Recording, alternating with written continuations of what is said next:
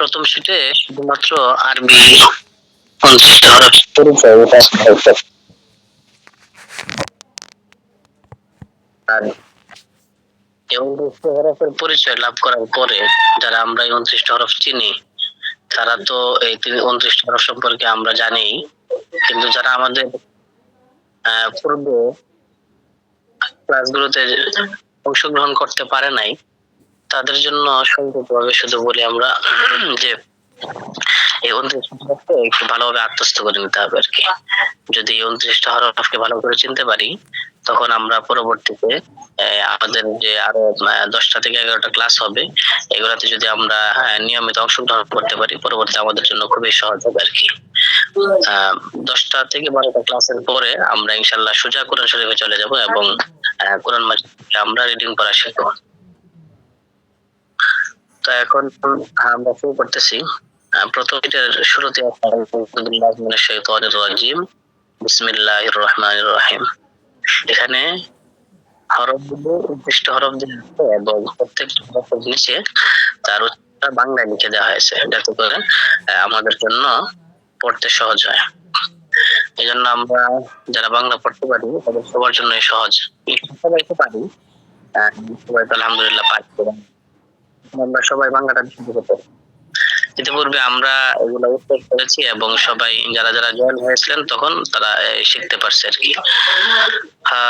তো আলিফ প্রথম হরফ, আরবি হরফের 29টা হরফের প্রথম হরফ হলো আলিফ, দ্বিতীয়টা হলো বা, তৃতীয় হরফ হলো তা, তারপর হলো সাইন। আমি লিখেছি হলো দন্ত সা, সা বলে তো হবে না, হবে সা আর কি। জিহ্বাটা একটু জিহ্বার আগাটাকে একটু দাঁতের শুরুতে লাগাইতে হবে, সা। তারপরে জিম, হা, খ, দাল, দাল, র, জা, সিন। সিনের মধ্যে দন্ত শব্দ আছে, আমরা ওখানে শিন না বলে সিন বলবো আর কি। সিন, শিন। প্রত্যেকটা হরফ উচ্চারণের সময় লম্বা করতে হয় আর কি, তাহলে এই হরফের উচ্চারণটা সহজেই বের হয়, যথাস্থান থেকে উচ্চারণটা সহজেই বের হয়। এই জন্য আমরা প্রত্যেকটা হরফ উচ্চারণের সময় একটু লম্বা করবো। সদ, পদ, প, ওয়া, মিম, গইন, ফা, কফ, কাফ, লাম, মিম, নুন, ওয়াও, হা, ইয়া। এই হলো 29টা হরফ। এই 29টা হরফের পরিচয় আমরা যারা জানি না তাদের সবার জন্য এই 29টা হরফের পরিচয় লাভ করাটা আগে আবশ্যক। সবার আগে এই 29টা হরফকে চিনতে হবে।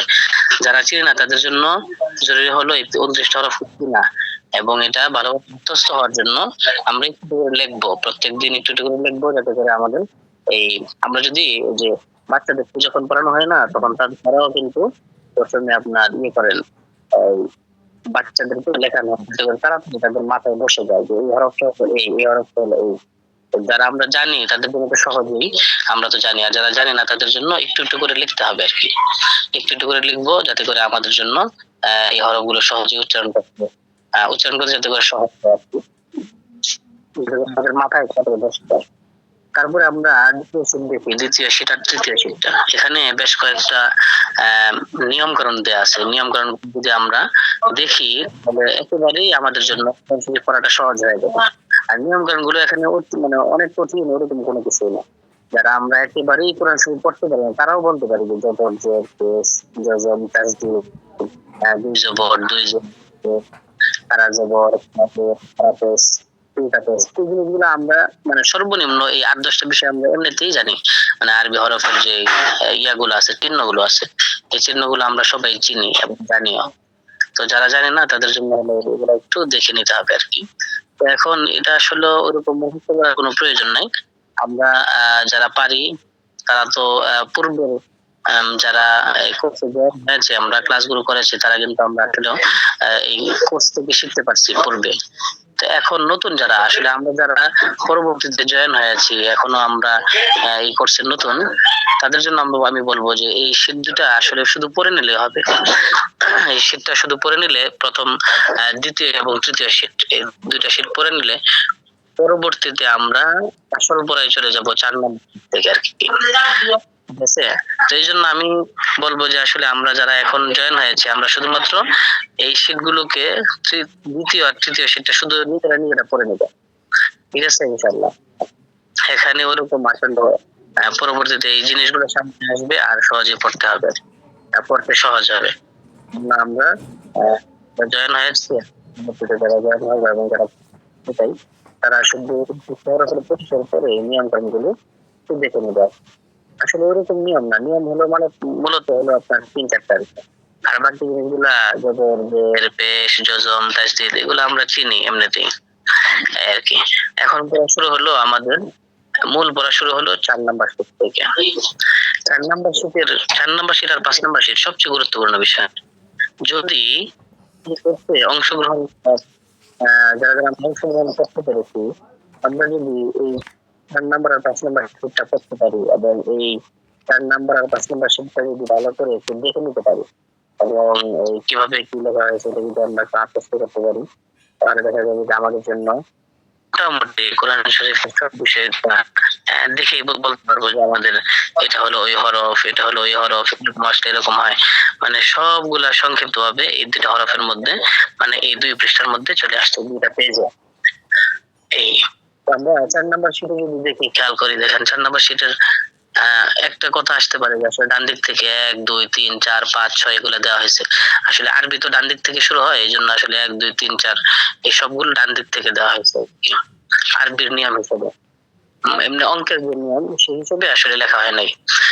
তো 4 নাম্বার শীটের প্রথমে আপনার দেওয়া আছে আলিফের বেশ 4টা সিস্টেম দেওয়া হয়েছে এখানে। একটা হলো একেবারে সোজা, কোথাও আর একটু বাঁকা হয়ে থাকে ডান দিকে, আমি নিচে একটু বাঁকা করে, আবার 3 নাম্বারটাতে আরেকটু বাঁকা করে দেওয়া আছে, এরকম আরো বাঁকা হয়। 4 নাম্বারটাতে আরেকটু বাঁকা করে ডান দিকে টান দেওয়া হয়েছে, 5 নাম্বারটাতে আরেকটু বাঁকা করে বাম দিকে টান দেওয়া হয়েছে। তো এই যে 5টা সিস্টেম, এই 5টা সিস্টেমের ব্যবহারে কিন্তু আছে। যেমন আপনি পরবর্তী আমরা যদি বিশ্লেষণ গুলো উদাহরণ গুলো দেখি, যেমন প্রথম শব্দের মধ্যে একটা শুধু টান দেওয়া আছে আখাযা, আলিফ খ দাল, আলিফের একবারে সোজা আলিফের একটা সিস্টেম দেওয়া আছে। পরবর্তী শব্দের মধ্যে কফ আলিফ লাম, এখানে দ্বিতীয় আলিফটার সিস্টেমটা ওখানে দেওয়া আছে। পরবর্তীর মধ্যে মিম আলিফ আছে, এই মিম আলিফ সেই আলিফ 1 নম্বরে যে 3 নাম্বার আলিফ যেটা, ওই আলিফটার সিস্টেমে এখানে এই লাইনের শেষের দিক থেকে শব্দটা আছে মিম আলিফ, এখানে এই সিস্টেমে দেওয়া হয়েছে, যাতে করে আমরা যে এই আলিফের যতগুলো সিস্টেম কোরআন শরীফের মধ্যে আসছে এগুলো যেন আমরা সহজেই বুঝতে পারি। এই জন্য আলিফের যতটুকু সিস্টেম, যত রকমের আলিফ আছে সব আলিফ এখানে দেওয়া হয়েছে এবং প্রত্যেকটার সাথে সাথে উদাহরণ দেওয়া হয়েছে। মার পরে লাম আলিফ আছে, লামের সাথে এরকম দুটো, মানে লামের সাথে আলিফ যে আছে না, এই 2 রকম আলিফ আসে। তাহলে পরবর্তীতে আমরা যদি দেখি যে প্রথম মেসাল মানে 1 নাম্বার উদাহরণ যদি আমরা ভালো করে খেয়াল করি, কেউ যদি 1 নাম্বার উদাহরণটা ভালো করে দেখতে পায়, ভালো করে আত্মস্থ করতে পারে, ভালো করে চিনে ফেলতে পারে, তার জন্য সাধারণভাবে মানে আলিফ চিনতে আর কোনো কঠিন হবে না, সিস্টেমের কোনো আলিফ নাই। ঠিক তেমনি ভাবে বা এর 5টা সিস্টেম দেওয়া হয়েছে, 6টা সিস্টেম দেওয়া হয়েছে। এই 5টা সিস্টেম, এই 5টা সিস্টেম এটা একটু আত্মস্থ করতে পারে, একটু মাথায় বসাতে পারে, তখন তার জন্য একেবারেই সহজ হয়ে যাবে পড়া। যে কোনো জায়গায় বা আসলে সে বলতে পারবে এটা আসলে বা। দেখেন আমরা সবাই একটু লক্ষ্য করি, বা এর মধ্যে বা বা বা বা বা 5টা সিস্টেম দেওয়া হয়েছে আর কি। এই 5টা সিস্টেমে কোরআন শরীফে বাটা আসবে। পরবর্তী এই 4টা উদাহরণ দেওয়া হয়েছে কিভাবে আসছে, আমরা পরবর্তী 4টা উদাহরণ খেয়াল করলেই দেখতে পাবো যে আসলে এইভাবে আসছে। তারপরে 3 নাম্বার আছে তার মধ্যে ঠিক 5টা সিস্টেম দেওয়া হয়েছে। এই 5টা সিস্টেমে তাটা কোরআন মাজিদের মধ্যে আসছে, এর বাইরে অন্য কোনো সিস্টেমে তা নেই। 4 নাম্বার হলো তাও এই সিস্টেমে আসছে এবং সাথে উদাহরণ দেওয়া হয়েছে। আমরা খেয়াল করলে লাইনের পাঁচটা পাঁচটা সিস্টেমে লেখার পরে 4টা উদাহরণ দেওয়া হয়েছে, যাতে করে বোঝা যায় যে আসলে এইভাবে ব্যবহারগুলো কোরআন শরীফে আসছে আর কি। হ্যাঁ, তারপর হলো 5 নাম্বার জিম। জিমের মধ্যেও 5টা দেওয়া হয়েছে। এই 5টা পদ্ধতিতেই কোরআন মাজিদে আসছে, সাথে 5টা উদাহরণ দেওয়া হয়েছে। এভাবে একেবারে শেষ পর্যন্ত আমরা যদি খেয়াল করি, 4 নাম্বার শীট এবং 5 নাম্বার শীটের শেষ পর্যন্ত একেবারে শেষে লেখা হয়েছে বিশেষ দ্রষ্টপদে ইনশাআল্লাহ। কেউ যদি এই 2টি পৃষ্ঠা ভালোভাবে স্মরণ রাখতে পারে, তাহলে আরবি শব্দ গঠন মানে যে কোনো জায়গায় কিভাবে শব্দটা আসে, এই হরফগুলো মিলেই শব্দটা গঠন হয়। তো এই হরফগুলো, এই অক্ষরগুলো যে কোনো জায়গায় যদি আসে, তার জন্য দেখতে বুঝতে একেবারেই সহজ হয়ে যাবে। কোথাও সে শব্দ গঠন বলতে কোনো সমস্যা হবে না। তো শব্দ বলতে পারবে যে এটা হলো ক, এটা হলো গিন, এটা গিন, এটা ফা, এটা কফ, এটা লাম। এই সিস্টেম গুলো প্রত্যেকটা হরফের পরপরেই নাম্বার এটা লেখা হয়েছে যে প্রত্যেকটা হরফের 5টা সিস্টেম দেওয়া হয়েছে, এবং এই সিস্টেমের বাহিরে কোরআন মাজিদের কোথাও অন্য কোন সিস্টেমে লেখা হয় নাই। এই জন্য এই হরফকে চেনার পরে যদি এই সিস্টেম গুলোকে চিনে ফেলে, তখন আমরা এই যে কোনো জায়গায় কোরআন শরীফের যে কোনো জায়গায় এই জিনিসগুলাকে, হরফগুলাকে বোঝা, সে যেভাবেই থাকুক সে বলতে পারবে এটা হলো সদ, এটা হলো বা, এটা হলো র, এটা হলো দদ, এটা কফ, এটা আইন, এটা সদ, এটা বা, বলতে পারবে সহজেই। এই জন্য আমি বলবো যে মানে এই কোর্সের সবচেয়ে ইম্পর্টেন্ট 2টা শীট হলো এই 2টা শীট। এই কোর্সের সবচেয়ে ইম্পর্টেন্ট 2টা শীট হলো 4 এবং 5। যদি কেউ 4-5 এই 2টা শীটকে ভালোভাবে একটু দেখে ফেলতে পারে এবং একটু লিখতে পারে, মাথায় বসাতে পারে, তখন তার জন্য শব্দ গঠন বোঝা, হরফগুলাকে সে নির্ণয় করতে পারবে। এটা হলো এই হরফ, এটা হলো ওই হরফ, এটা হলো ওই হরফ, যেভাবেই থাকুক, যে কোনো সিস্টেমে থাকুক। কারণ এখানে খুঁজে খুঁজে সারা কোরআন শরীফ থেকে এবং সব জায়গা থেকে আরবি, সব জায়গা থেকে খুঁজে খুঁজে যত ধরনের ব্যবহার আছে, যত ধরনের সিস্টেমে লেখা আছে, সবগুলোকে এখানে লিখে দেওয়া হয়েছে। এই কারণে এই কোর্সের মানে যে কোরআন শিক্ষা কোর্সের সবচেয়ে গুরুত্বপূর্ণ শীট হিসেবে আমি বলবো 4 নাম্বার আর 5 নাম্বার। আমরা যারা এই কোর্সে আসি, কোর্স থেকে উপকৃত হতে চাই, আমি বলবো যে তাদের সবার জন্য জরুরি হলো যে 4 নাম্বার আর 5 নাম্বার শীটটাকে ভালোভাবে আত্মস্থ করা। ঠিক আছে? তো আমি আসলে বলতেছিলাম 6 নাম্বার, 5 নাম্বার জিমের কথা বলছিলাম। 6 নাম্বারে হা আছে। হাও এখানেও 5টা সিস্টেমে লেখা হয়েছে। এই 5টা সিস্টেম লেখার পরে এই প্রত্যেকটা উদাহরণ সাথে দেওয়া হয়েছে। সাথে আছে খ, খ একই অবস্থা। 8 নাম্বারে আছে দাল, দালেরও 5টা সিস্টেম দেওয়া হয়েছে। মানে শুধুমাত্র এই সিস্টেম গুলো পড়ার মাধ্যমে যদি এই 29টা হরফ শুধুমাত্র এই কোরআন শরীফ, আরবি ভাষা কোনো পত্রিকা সহ যে কোনো জায়গা থেকে এভাবে যেখানে লেখা হবে সে বুঝতে পারবে যে এটা হলো এই হরফ, এটা হলো এই হরফ। এখন এই ভাষাটা বোঝার জন্য সবচেয়ে জরুরি তো হলো আরবি ব্যাকরণ পড়া। আরবি ব্যাকরণ যদি বুঝতে পারে সে, তখন তার জন্য যে কোনো এক জায়গায় একটা মানে একটা শব্দ গঠন বুঝতে, একটা বাক্য বুঝতে তার জন্য সহজ হয়ে যাবে। এই জন্য আমি বলবো যে এটা হলো এই কোর্সের সবচেয়ে ইম্পর্টেন্ট 2টা পেজ, 4 নাম্বার এবং 5 নাম্বার পেজ। এই 2টা পেজকে আমরা লিখবো এবং পড়বো এবং মাথার মধ্যে এটা বসিয়ে নেব। এভাবে প্রথম পেজে মানে 4 নং পেজে একেবারে 17 নং পর্যন্ত প্রত্যেকটা হরফের 5টা করে নিয়ম সিস্টেম দেওয়া হয়েছে, এবং এই 5টা হরফের এই পদ্ধতি কিভাবে উদাহরণ আসছে কোরআন শরীফের মধ্যে এবং বিভিন্ন কিতাবের মধ্যে কিভাবে আসছে সবগুলোর উদাহরণ দেওয়া হয়েছে, যাতে করে আমাদের কোর্সে যারা অংশগ্রহণ করেছে তাদের জন্য কোরআন মাজিদ সহজে পড়তে পারে এবং বুঝতে পারে। 5 নাম্বার পেজের মধ্যে আবার 1, 2, 3 করে 12 পর্যন্ত দেওয়া হয়েছে। মানে প্রথম 4 নং পেজ তো জ পর্যন্ত দেওয়া, আর 5 নং পেজে আইন থেকে শুরু হয়েছে ইয়া পর্যন্ত।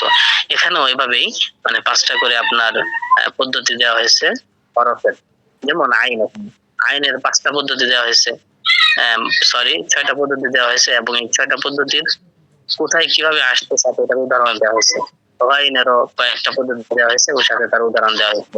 কফ, কাফ, লাম, মিম, নুন, ওয়াও, হা, হামজা, ইয়া। লাস্টে হামজা কিভাবে কিভাবে আসতে পারে, আসছে কোরআন শরীফে, এটারও পদ্ধতি সুন্দর করে লিখে দেওয়া হয়েছে উদাহরণ সহ। ইয়ারও কিভাবে কিভাবে আসছে পূর্ণটা সিস্টেম গুলো দেওয়া হয়েছে, এবং এটার উদাহরণ গুলো সুন্দর করে দেওয়া হয়েছে। ইনশাআল্লাহ আমরা যদি আসলে এই কোর্স থেকে উপকৃত হইতে চাই, তাহলে আমি বলব যে আমাদের সবার জন্য আসলে উচিত হবে যে এই ২ টা পেজকে ভালোভাবে আত্মস্থ করে নেওয়া, এবং আমরা পারলে এখান থেকে দেখে একটু লিখবো একটু সময় নিয়ে, এবং কোন হরফটা বিশেষ করে লেখা হয়েছে আমরা বারবার লিখবো এবং আমাদের মাথার মধ্যে এটা বসিয়ে নেব, যাতে করে পরবর্তীতে আমাদের জন্য আমাদের পরবর্তী পেজগুলা এই ২ টা পৃষ্ঠার উপরে নির্ভর করবে। হ্যাঁ, পরবর্তী পেজগুলো এই ২ টা পৃষ্ঠার উপর নির্ভর করে আমাদের জন্য পড়াটা অনেক বেশি সহজ হবে। এজন্য সবাই এই ২ টা পেজকে খুব গুরুত্ব সহকারে পড়বো। আল্লাহ তাআলা আমাদেরকে আসলে এই যে দ্বীনি জ্ঞান, কোরআন মাজিদের ইলম শিখার যেহেতু আল্লাহ শুরু করে দিয়েছেন, এজন্য আমরা গুরুত্ব সহকারে এটা শিখার চেষ্টা করি এবং আমরা পূর্ণ সময় দিয়ে মনোযোগ সহকারে এটাকে অর্জন করি।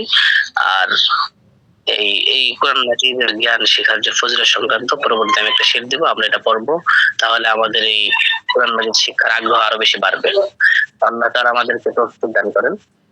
আমাদেরকে আমাদের সকলকেই এই কোরআন মাজিদের শিক্ষা অর্জন করে একেবারে মৃত্যুর আগ পর্যন্ত, আল্লাহ পাকের সাথে দেখা করার আগ পর্যন্ত এই কোরআন মাজিদের সাথে লেগে থাকার তৌফিক দান করেন। আমিন। তো আজকে এই পর্যন্তই। আল্লাহ আগামী